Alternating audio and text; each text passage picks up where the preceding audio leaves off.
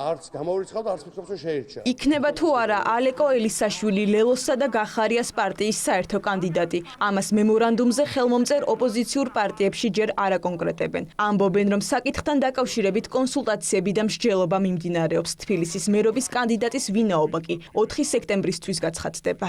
ჩვენ გვაქვს ძალიან საინტერესო მსჯელობა ამ საკითხთან დაკავშირებით და შესაბამის დროს, რა თქმა უნდა, საზოგადოება შეიტყობს იმას თუ ვინ იქნება მერობის ჩვენი საერთო შეჯერებული კანდიდატი. ჩვენ არასდროს არ გვითქვამს, რომ ჩვენი კანდიდატები იქნებიან აპრიორი პარტიული ან აპრიორი არაპარტიული. ჩვენ თქვით თუ რა პრინციპს წავახალისებთ.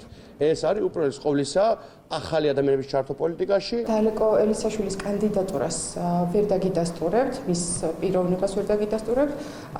კიდევ ერთხელ გიმეორებთ, რომ ეს არის პროცესი, სამუშაო პროცესი, მიმდინარეობს კონსულტაციები ორ პარტიას შორის და 4 სექტემბერი არის დედლაინი, 4 სექტემბრის დადგომის პერიოდში თქვენ აუცილებლად გაიგებთ ამას, ვინ იქნება შეჯერებული კანდიდატი. ვის წარადგენენ თვითმმართველობის არჩევნებში მონაწილე ოპოზიციური პარტიები მერობის საერთო კანდიდატად სააკაშვილის გუნდისთვის უმნიშვნელოა. ნაციონალურ მოძრაობაში ამბობენ, რომ საკუთარ პრინციპებზე გადაბიჯებით გახარიას და ლელოს პარტიებმა პოლიტიკური წონა უკვე დიდი ხანია დაკარგეს.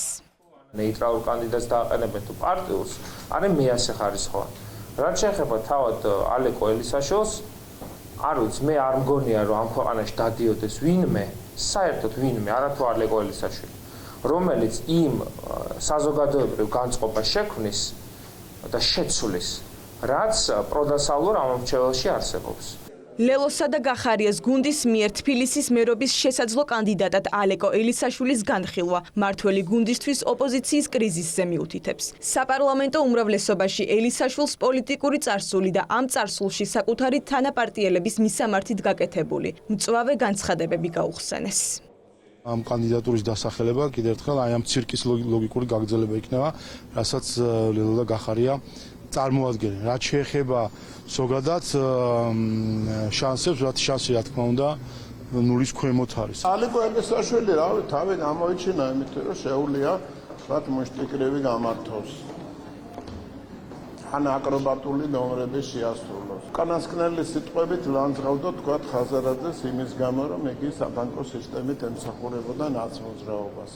მეორე დღეს ხელს ართმევს და გადაეხვია. მისი პოლიტიკური პრინციპები, მისი ცოდნა, ინტელექტი არ მიდის იმაზე წინ, რასაც ქვია ის აკრობატიკა, რომელსაც იგი გვიჩვენეს პერიოდულად. ძალიან შეძრწმუნებული ვართ, ბატონი ალეკო თუ იქნებით, თუ ბატონი ალეკო ელისაშვილი მიიღებს არჩევნებში მონაწილეობას როგორც დამოუკიდებელი კანდიდატი და დარწმუნებულები ვართ, რომ ვის თუ არა ბატონ ალეკოს აქვს ყველაზე მეტი შანსი, იგი გადაარჩენს ამით თავის პატრონებსაც და თავის ლელუელ თუ გახარიელ მეგობრებსაც. ძალიან კარგი თუ იქნება ბატონი ალეკო ელისაშვილი ესე გაერთება დაემატოს სხვა დანაყოფების და ყველა 4 თუ 5 რამდენი არის ესე ვთქვათ ფლაგმანი ამ დანაყოფების და კოლექტიური ნაცმოძრაობის ყველა ერთად შეთანხმდეს და ალეკო ელისაშვილი დააკენოს საერთო კანდიდატად. ეს იქნება ძალიან კარგი და ძალიან საინტერესო წინა საარჩევნო პროგრამა იქნება დარწმუნებული ვარ.